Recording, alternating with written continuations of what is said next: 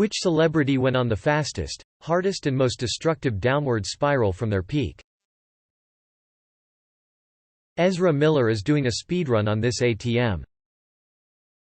Kevin Spacey getting revealed to be a predator, using his sexuality as an excuse, getting fired from his projects and then posting an insane supervillain level YouTube video as Frank Underwood basically blaming the viewers for being complicit. Mark Salling. The guy who played Puck in Glee. Maybe not the biggest star. But he was a fan favorite on a huge show. Got caught with child pornography, pleaded guilty, then hung himself. That's a pretty hard downward spiral. Jared Fogle, the subway guy. The things discovered about him are quite disturbing. Prison is an appropriate place for him. Went from a mild cholesterol problem to a child molesterol one. I think of Chris Farley. His SNL career started in '92. His real break came with Tommy Boy in '94. Dead by '98 at 33 years old. Horribly addicted to drugs, alcohol, food, and other impulse-related stuff probably. Probably gained 100 pounds in his 6-year run. OD'd on a speedball. As everyone seems to, everybody of that era claims he was the funniest guy they've ever known. And most of them talk about being frustrated both by his lack of any self-worth, despite how beloved he was, and a feeling of inevitability about his early demise. Obviously Chris wasn't destructive like some of the other scumbags mentioned on this thing. He was simply self-destructive.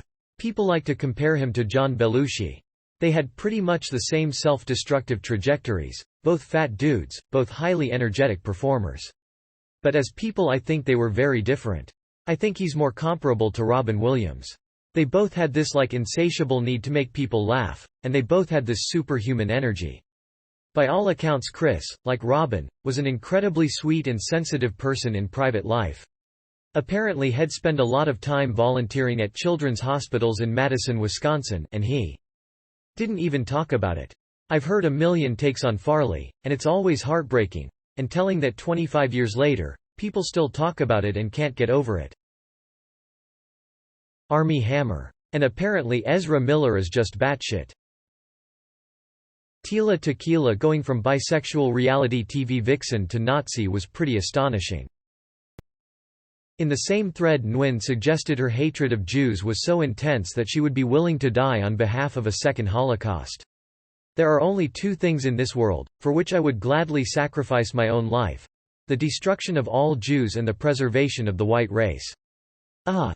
Does she know she's not white? John Wilkes Booth. This has got to be the top. No other actor has fallen so much after they literally killed the president and became the most wanted man in the country. I mean, Oscar Pistorius was a pretty sharp fall from Paralympian champion, role model to spouse murderer. Robert Downey Jr. had a pretty destructive spell, incredible recovery though. Everyone is mentioning modern celebrities and forgetting historical standards. In all honesty? It's got to be John Wilkes Booth. The man was from a prestigious acting family and not only famous from his own skill and roles on stage, but became seriously wealthy too, and was in demand across the country. People knew him. He was 26 years old and a goddamn superstar. But he had sympathies with the Confederacy and planned to kidnap Abraham Lincoln, President of the United States, with the help of conspirators to end the war more favorably.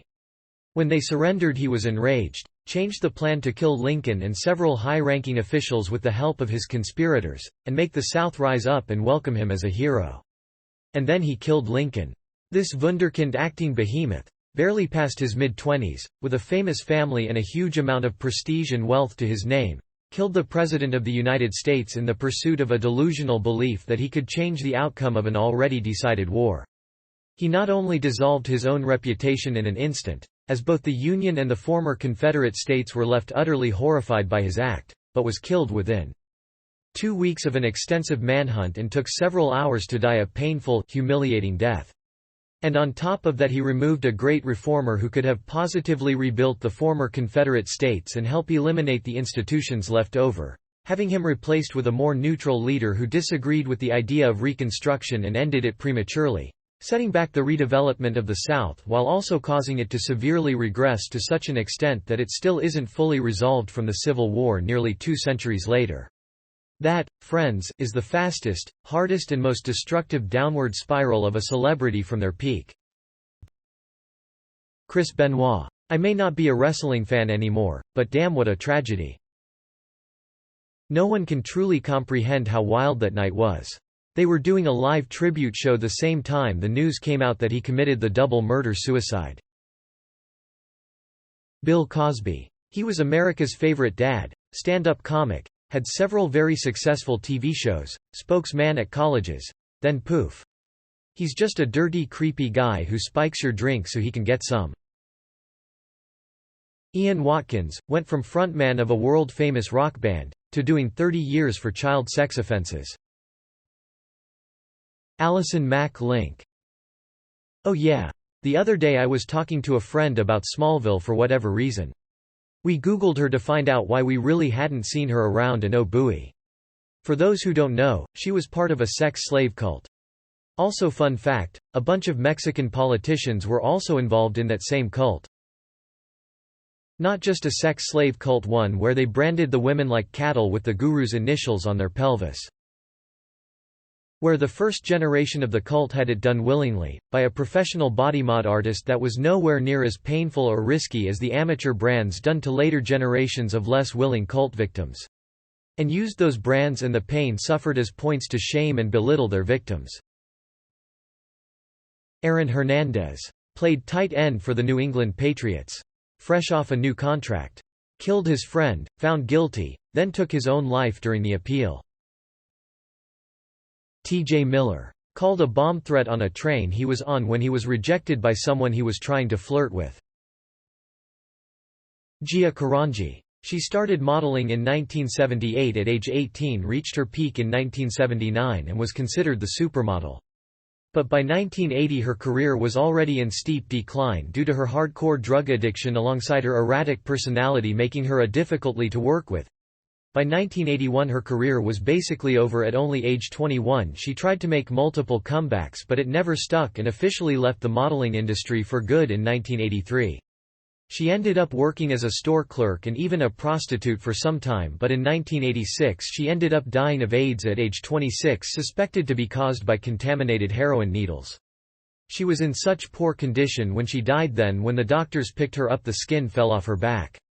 No one in the fashion industry attended her funeral or even knew she had died. She fell just as quickly as she rose. In the end, no one she thought cared about her in New York ended up being there for her during her final months except for the friends she made in rehab. Though through the demise of Gia brought about the rise of Cindy Crawford. Cindy and Gia share a lot of resemblance, so many photographers would use her in place of Gia because she was far easier to work with. She was even nicknamed Baby Gia at the beginning of her career. Bam Margera. For me, he looks horrible now, like his dad but worse. Wouldn't be surprised if I wake up one morning and he's dead. O.J. Simpson. Jussie Smollett. How about Antonio Brown? NFL superstar too. Oh boy. Just read the list. One story that never really made the news. Brown was supposed to show up to Children's Hospital in Pittsburgh to play the new Madden with a bunch of patients.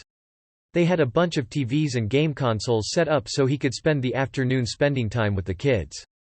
He showed up hours late because he was working out at the gym. He finally showed up and instead of playing Madden with the hospital kids, let his own sons all play Madden simultaneously on all of the TVs. Did that for 20 minutes, spent 5 minutes talking to the hospital execs, and then left. No one got a picture, no one got a handshake, no one got to play Madden but him and his sons. The guy stood up a bunch of little kids, some of which were terminally ill. How damaged must you be for you to do that? Amanda Bynes. Went from the girl next door cast in every teen movie to a conservatorship and addiction issues. Mason Greenwood went from being effectively the top young prospect at Man United to never touching a professional football field again. Fuck him. Edit. For those who don't know, Mason Greenwood was a young homegrown prospect for one of the biggest football teams in the world, being heralded as the next great for the team. That is, until one night his girlfriend came out with dozens of pictures, videos, texts and audio files of Mason being an abusive monster. He's done. He's not exactly a list anymore, but Andy Dick has had one of the worst downward spirals I can think of. He is a pretty terrible, toxic person, so it's difficult to feel bad for him, but in the last few years he's become heavily involved in the IRL streaming community IP2, which is honestly a collection of the trashiest people in America. Andy is passed around between different IRL content creators as he brings them views and they supply him with drugs and he provides content with his crazy behavior. He has had several pretty nasty beatings and was once held against his will by a creator called Wappy who was abusive. Andy is basically a drug-addicted husk of a human. I felt like I needed a shower after watching some of the videos. That whole lifestyle is my idea of hell. But Andy recently was caught on stream sexually assaulting one of the IRL streamers, so it's basically impossible to feel sorry for him. One thing I've learned is that anytime Andy Dick is mentioned, every Redditor that lives within 50 miles of LA will soon chime in with a personal anecdote of meeting him and how he was an unbearable asshole. The threads on Los Angeles about him are the stuff of legend. I met him at a bar once. He was blacked out to the point he couldn't walk or speak and handed me his phone as I walked by. I knew who he was but had never met or spoke to him before that moment. Some girl was on the other end and I gave her directions to come pick him up.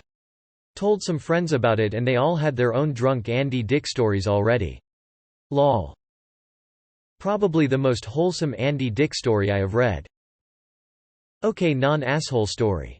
I lived in LA from 91 to 98. One night I was walking around downtown feeling shitty because I was homeless and hadn't gotten any food that day. I sat on a curb outside a bar and just laid back and probably made some groaning noise when someone sat next to me. It was Andy Dick and he said, "Rough night, kid?" And I think I grumble, "Rough fucking life, man," or something. He then said some shit about how I shouldn't be thinner than him and heroin chic was Sue last decade and patted $200 on my stomach and told me to eat a burger. That $200 fed me and got me a little leg up on things. Andy Dick probably saved me from a hard crash to a deep rock bottom that night.